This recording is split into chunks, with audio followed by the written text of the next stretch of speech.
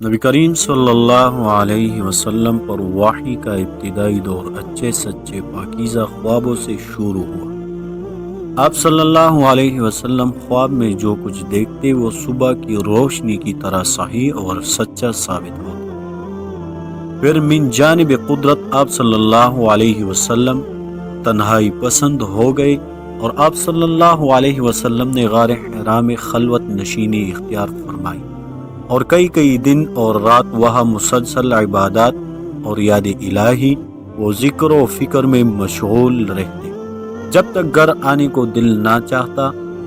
توشہ ہمراہ لیے ہوئے وہاں رہتا۔ توشہ ختم ہونے پر وہی اہلیہ محترمہ خدیجہ رضی اللہ عنہا کے پاس تشریف لاتے اور کچھ توشہ ہمراہ لے کر پھر وہاں جا کر خلوت گزے ہو جاتے۔ یہی طریقہ جاری رہا یہاں تک کہ آپ صلی اللہ علیہ وسلم پر حق منکشف ہو گیا اور آپ صلی اللہ علیہ وسلم غار حرا ہی میں قیام پذیر تھے کہ اچانک جبرائیل علیہ السلام آپ صلی اللہ علیہ وسلم کے پاس حاضر ہوئے اور کہنے لگے کہ اے محمد پڑھو۔ آپ صلی اللہ علیہ وسلم فرماتے ہیں کہ میں نے کہا کہ میں پڑھنا نہیں جانتا۔ آپ صلی اللہ علیہ وسلم فرماتے ہیں کہ فرشتے نے مجھے پکڑ کر اتنے زور سے بھینچا کہ میری طاقت جواب دے گئی، پھر مجھے چھوڑ کر کہا کہ پڑھو۔ میں نے پھر وہی جواب دیا کہ میں پڑھا ہوا نہیں ہوں۔ اس فرشتے نے مجھ کو نہایت ہی زور سے بھینچا کہ مجھ کو سخت تکلیف محسوس ہوئی۔ پھر اس نے کہا کہ پڑھ۔ میں نے کہا میں پڑھا ہوا نہیں ہوں۔ فرشتے نے تیسری بار مجھ کو پکڑا اور تیسری مرتبہ پھر مجھ کو بھینچا، پھر مجھے چھوڑ دیا اور کہنے لگا کہ پڑھو اپنے رب کے نام کی مدد سے جس نے پیدا کیا اور انسان کو خون کی پٹی سے بنایا۔ پڑھو اور آپ کا رب بہت ہی مہربانیاں کرنے والا ہے۔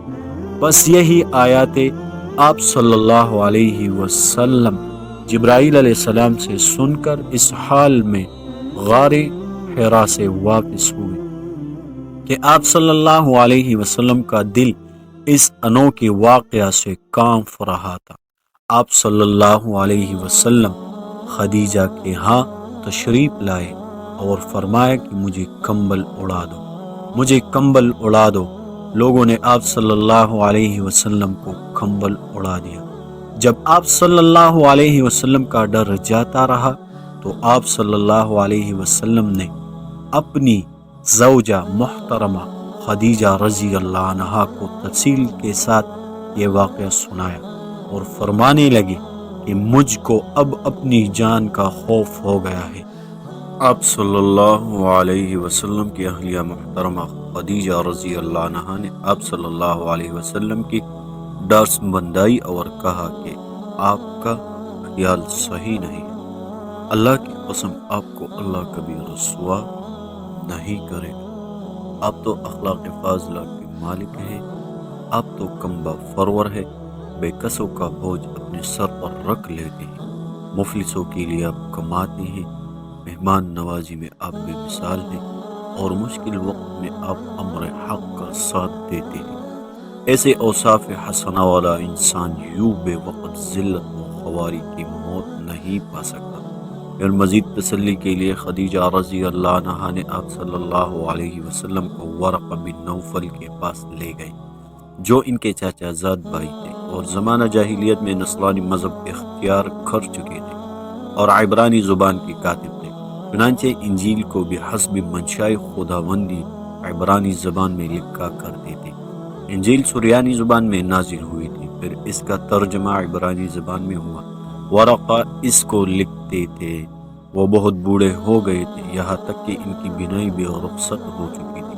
خدیجہ رضی اللہ عنہا نے ان کے سامنے آپ صلی اللہ علیہ وسلم کے حالات بیان کیے اور کہا کہ اے چاچا زاد بھائی، اپنے بھتیجے محمد صلی اللہ علیہ وسلم کی زبانی ذرا ان کی کیفیت سن لیجئے۔ وہ بولے کہ بھتیجے آپ نے جو کچھ دیکھا اس کی تفصیل سناؤ۔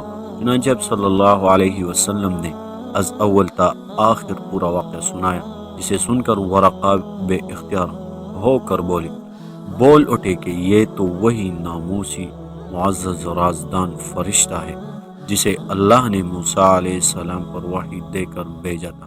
کاش میں آپ کے اس عہد نبوت شروع ہونے پر جوان عمر ہوتا، کاش میں اس وقت تک زندہ رہتا جبکہ آپ کی قوم آپ کو اس شہر سے نکال دے گی۔